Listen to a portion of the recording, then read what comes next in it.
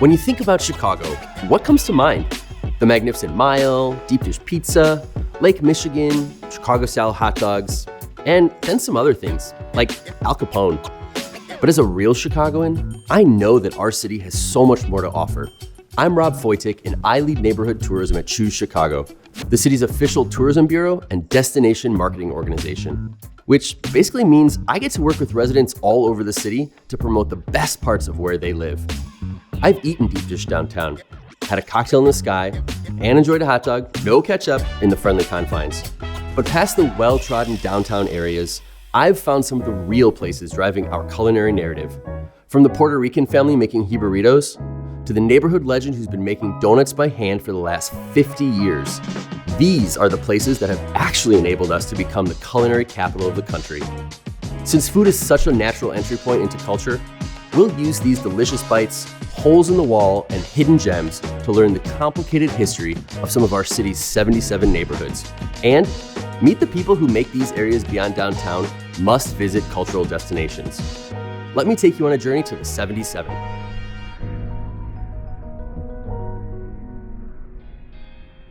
Every street in Bronzeville is rich in history.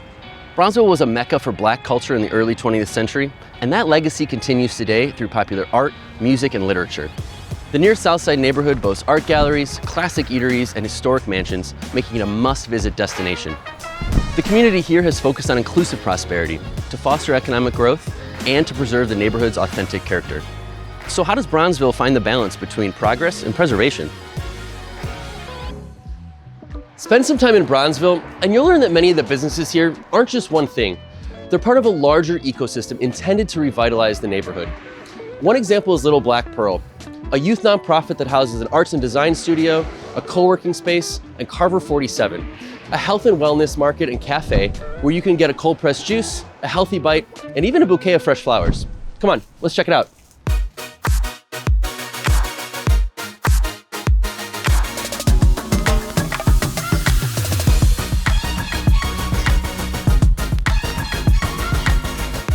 I love everything about this place. So I tell people, if you haven't been in Carver 47, make that a stop for yourself.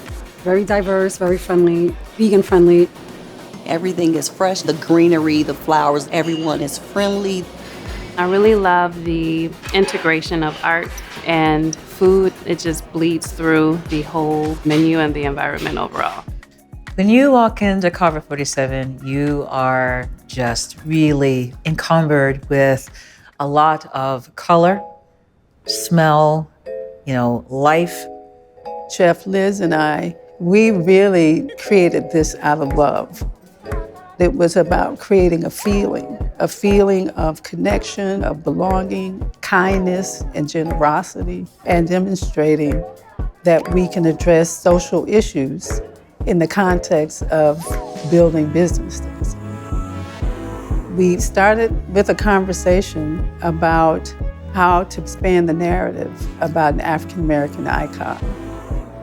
Dr. Carver, his legacy and his narrative had sort of been reduced to the Peanut Man. And what we know is that his life was so much more. He was humanitarian, he was a botanist, a visual artist, and a musician. And so he just had such a life that we wanted to bring into a business model.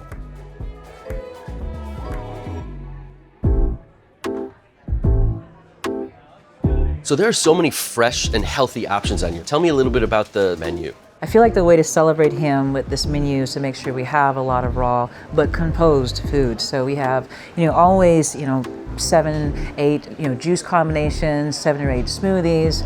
They shift a bit with the seasons. I always have a ginger shot available, apple cider tonic, just like things to really help people navigate what their bodies need. My favorite menu items have been the juices. I think the one that I order the most frequent is the Joy Juice. Feels like I'm drinking joy. The pastries are amazing. Satisfies my sweet tooth, so I love that.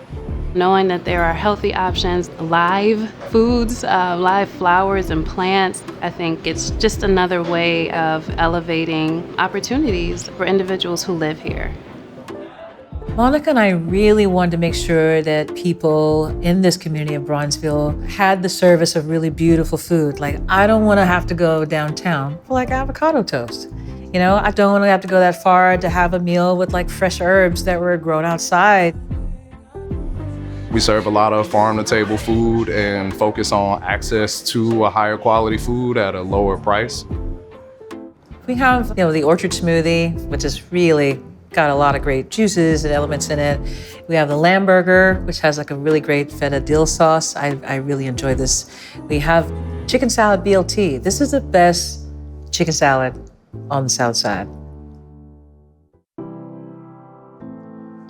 Carver really is the first face that people see that represents Little Black Pearl, which has been here for many years on the corner of 47th and Greenwood. I think the business of art really is tied to Bronzeville in a deep way because people of color and Black people in particular, we had to create something from nothing in a lot of instances. And that creativity and that ability to build a full, vibrant community, it's almost like a template for those of us that are working now. There's a lot of history in Bronzeville. Folks like to call it an up-and-coming neighborhood, but I think it's already alive and well, and a lot of the history still lives and breathes in the people that are around every day. I mean, it's important to have, these opportunities for Black artists and Black business to be uplifted in these communities and uplifted by everybody. And so being here, it feels like it's redefining and changing a narrative around what it means to support a Southside community. There is a powerful ancestral energy in Bronzeville of innovation, of agency, entrepreneurship, creativity, and of faith. And I really think we are being invited by just being here to participate in this great energy. I think we're just at the beginning of something really beautiful with the neighborhood growing and becoming probably, in my mind, one of the most interesting and creative communities in Chicago.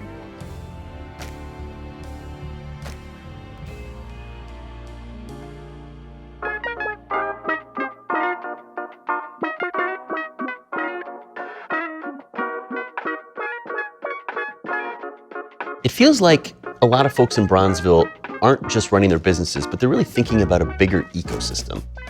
History repeats itself, right? And I think that's what's going on in Bronzeville today.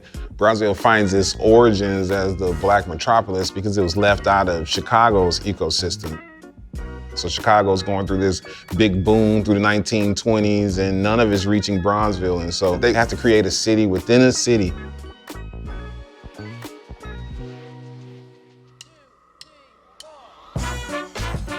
Bronzeville, there was this really explosion, this evolution of culture that developed into new and exciting forms of expression. So it became really the focal point for Black culture and the crucible in which forms of art were created. I always think of Bronzeville kind of like a diamond. I know that a lot of the stories that are told about Bronzeville always talk about how densely it was populated. And I think it's because of that density that so much creativity was just literally oozing out. It's almost like it's a neighborhood, but also an artist colony. Oh yeah, for sure. That's a great way to put Bronzeville. Bronzeville gives us gospel music, right? With Mahalia Jackson and Thomas Dorsey. Then, we love talking about rock and roll, but the godmother of rock and roll is Sister Rosetta Tharpe. She inspired Elton John, Little Richard, Elvis, and she lived in Bronzeville. This explosion in art and culture also led to a proliferation of public queer life. One of the few openly lesbian performers of the era, Ma Rainey, recorded some of her early blues records in Bronzeville. Black business owners even sponsored female impersonator shows, like the annual Finney's Ball that began in 1935, a precursor to the ballroom scene that led to today's drag shows. This same cultural liberation allowed the Black middle class to thrive, with many forms of commerce emerging out of this Black metropolis.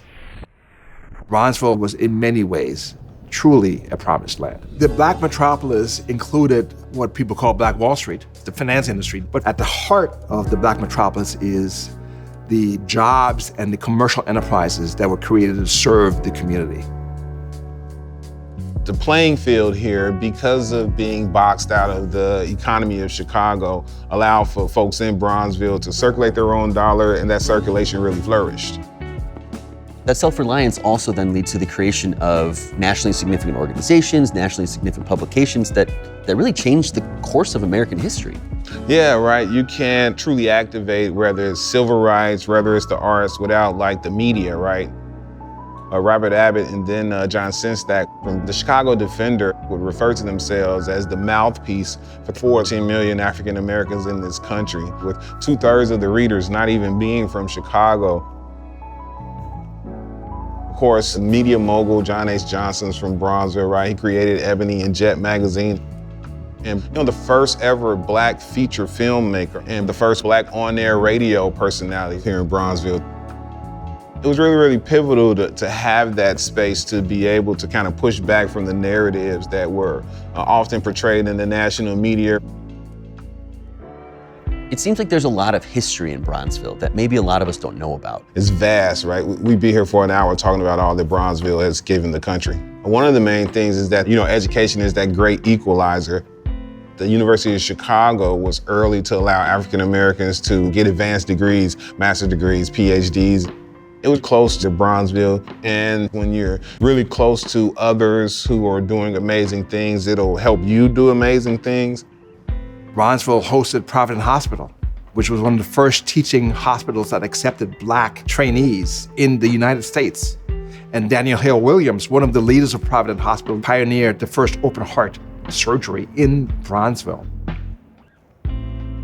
Bessie Coleman, who lived right here, was unable to get trained in the US, but was sponsored by the Chicago Defender to get training in France and became one of the first Black aviators in the country.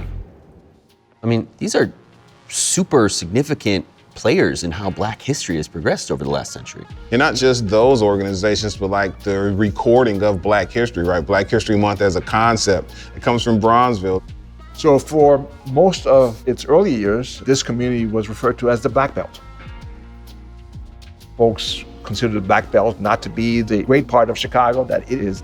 And so Bronzeville was a name given to celebrate what this area was. It's bronze, mahogany, cultured, it's rich. The name of Bronzeville articulates our definition of this community as the promised land. So walking through Bronzeville now, there's so much culture, there's obviously history that you can feel, but it's not necessarily that community that it was in the 20s and 30s. So after a very famous Supreme Court case, the restricted racial covenants end and African Americans are able to move to other spaces. I don't want to paint the picture that they abandoned Bronzeville, but just Bronzeville was very, very overcrowded. There was about 300,000 folks living here, and there was room for about 150,000 of those folks. Just for the necessity of space, they start to move to other neighborhoods. When the affluent African Americans move away, they start to knock down Black homes and businesses.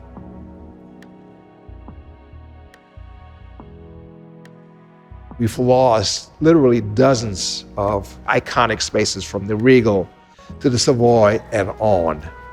And when we lose those spaces, we lose a connection to that era in our history. The Forum is the only major space that remains intact today. So that's why we want to rehabilitate this space, because it gives us this very unique bridge both to that history and to what's possible going forward. So what does the path forward look like? The answer is complicated, but there may be clues in 100-year-old backdrops found in the attic of Forum Hall during its rehabilitation. This is a reproduction of backdrops that we found in this attic. When you look closely, you see that there are several figures in the backdrop, But the three that are at the center are three black people. And not just black people at the boundary, at the border of it. It's black people at the center and pointing to the future. It foreshadows what was to happen in this community. Black Metropolis really drove this culture. Those things gave us a platform in developing the path forward. Backdrops painted before the Great Migration, before Bronzeville was Bronzeville, illustrate the same enduring vision that many residents have adopted today, placing Black people and culture at the center of Bronzeville's identity and evolution. That energy and vision is absolutely drawing people back. And Bronzeville today is experiencing a wonderful resurgence, a revitalization, a period of investment and growth. You're beginning to see new models of commerce and of social activity emerge. Blacks of all types are thinking about Bronzeville as still the center of Black Chicago and the soul of Chicago.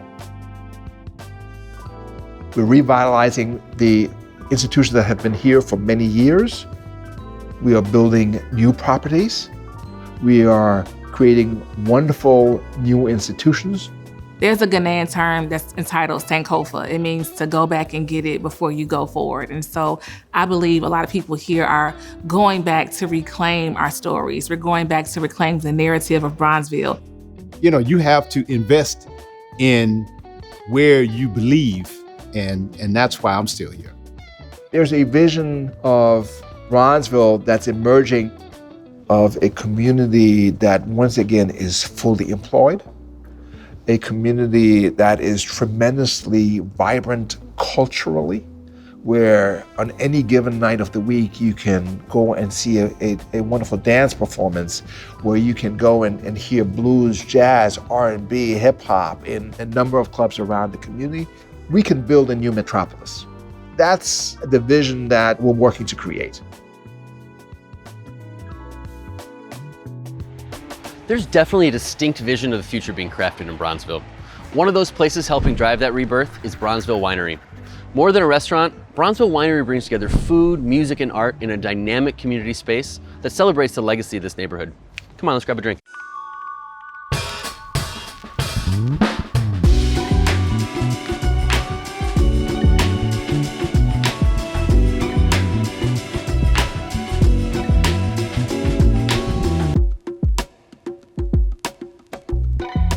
Bronzeville Winery is a very vibrant, lively place. Incredible food, incredible service, and just a good vibe.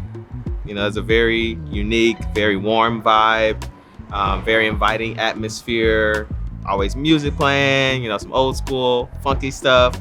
And I know I'm gonna have the ambiance of like a great DJ, either live music, get a good glass of wine in the process, in the dining experience. The decor, the art on the walls, just the overall vibe. The part that people love about the space is the vibe. They always say vibe. Yeah, I mean, this space is all intention. I mean, from its very beginning of iteration, everything had to make sense. To me, space is about feeling. You know, you can build very beautiful spaces, but they feel cold. And so for me, it was like this measure of how do you make a space look very, very beautiful, but still feel like a home. It feels like, you know, a Michelin star restaurant in the middle of, you know, River North or Lincoln Park or something like that, except it's in Bronzeville.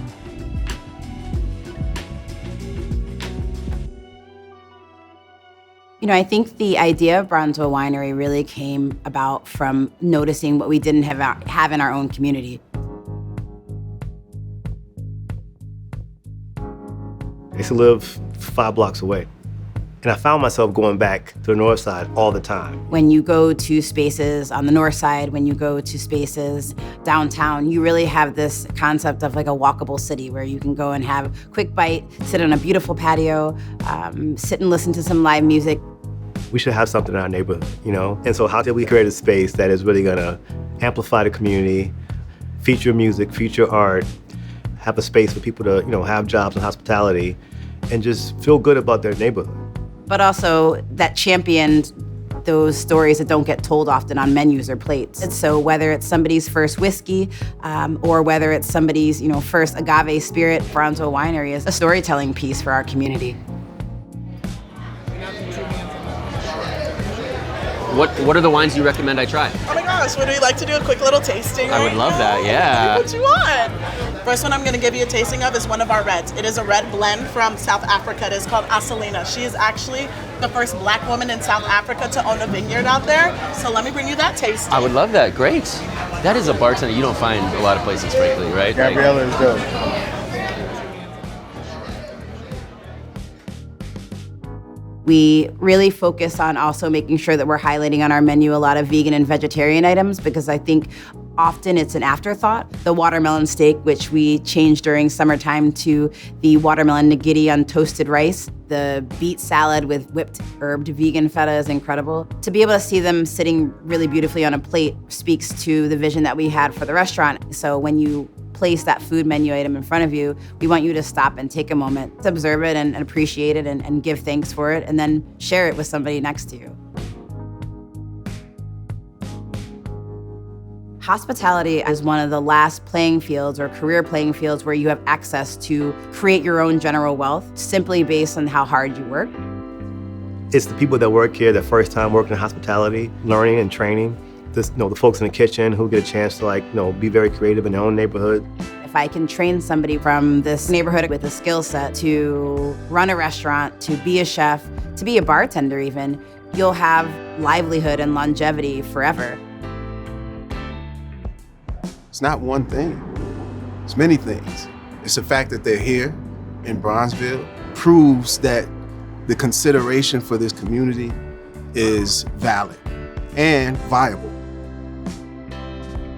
I kept hearing Bronzeville used to be this. I mean, it really was a city of makers and dreamers where anything was possible.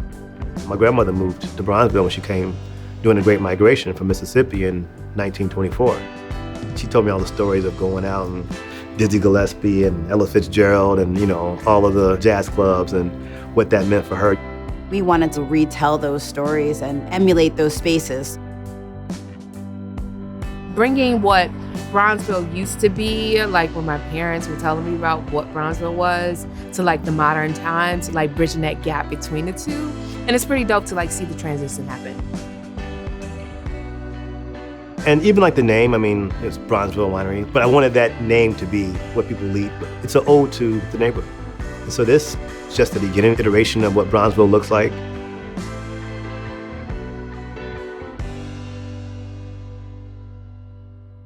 Bronzeville has a rich and proud history that its residents are using to shape the future of this neighborhood. This Black metropolis is so close to downtown, making it the perfect place to learn something new and indulge in something delicious.